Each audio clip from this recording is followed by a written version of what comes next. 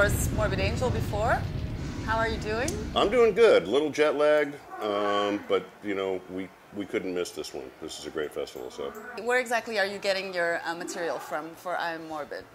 So, what we're performing tonight are songs that I wrote from the first 4 Morbid Angel records. And if my information is correct, you guys started with a couple dates in Brazil? Yeah, that was the plan. For actually. I Am Morbid, yeah. right? Uh-huh. And then it just grew into more? Well, here's the thing, right? Like, I wrote a lot of songs and for some very important records, and I'm not going to allow disagreements with former band members to change my ability to perform those songs. Well, they're like children, you know? Right. You know? Yeah. Just because the parents get divorced doesn't mean that we don't care about the children.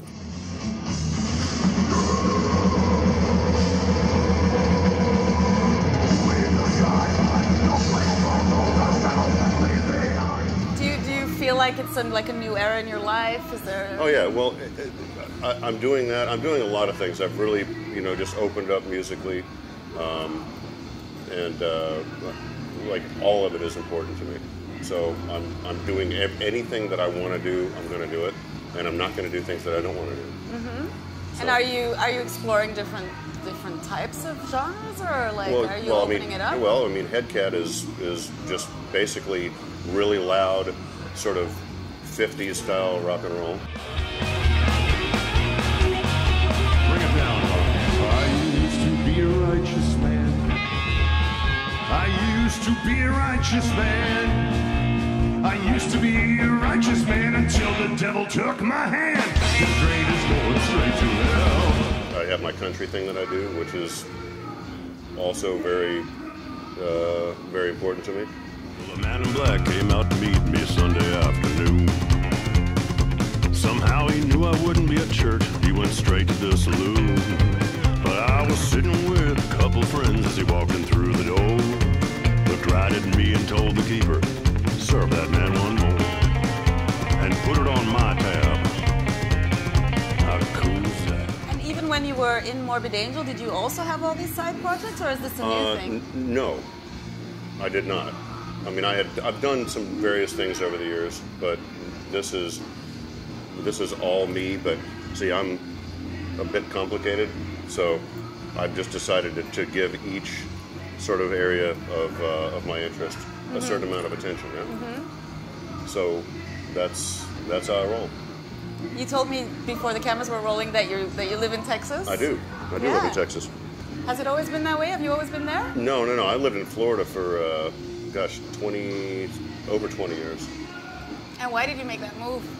Well, I had a lot of changes in my life, and I think it was just time to start a new chapter. Well, lots of new chapters actually. Well, that's really great, isn't it? That you get to kind of open the whole spectrum. I mean, again, at this point, because you guys had been together for so long as well. Yeah, but again, I mean, music is something that constantly evolves, and I think people constantly evolve. The day that I wake up that I don't learn something new or have some new experience, I feel like I cheated myself. So we're not here forever, so it's up to us to use the time wisely, which is exactly what I do.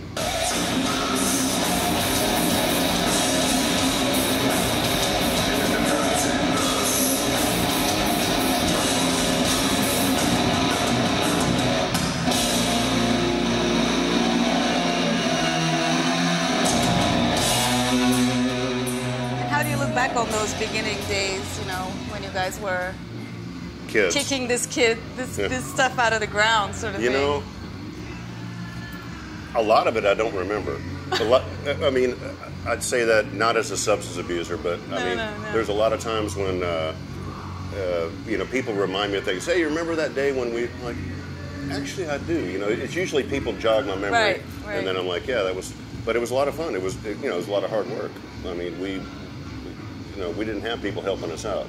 In fact, we had people that would have wanted to do the opposite or just tell us no, and we had it was hard to find the doors to open, but we did because we believed in it, and we, with purpose and determination, like warriors, we went in and we made it happen, and here we are today. Yeah, that's amazing. You can look back on that. You know, Morbid Angel had a lot of what would be considered as satanic or blasphemous kind of lyrics and everything. Was that important? Was that a reaction to something that you that drove you guys as well? I don't know that it's to stand for something. I don't think it's reaction. I think it's proaction. It's proactive. I mean, I am who I am. I believe what I believe, and I'm not ashamed of what I believe. And of course, yeah, it's a big part of who I am. It drives me. Yeah. And do you have any trouble with that in Texas? No, I don't have any trouble with it anywhere. I'm just me, and I don't look for it. Sometimes it finds me, and I deal with it when those times come. But I mean, people want to talk to me about stuff. I'm happy to have a friendly discussion. But I don't want to get into arguments with people about what they believe, because everybody believes what they believe. I believe what I believe, and it's fine. You know? Did you used to be like that? No. You were more confrontational? I was. But, I'm starting to grow up. Right. You know what I mean? I'm starting to mature. Right. Right, and I guess you had an outlet for that where you could, 1,000% get it out of your system, exactly. sort of thing.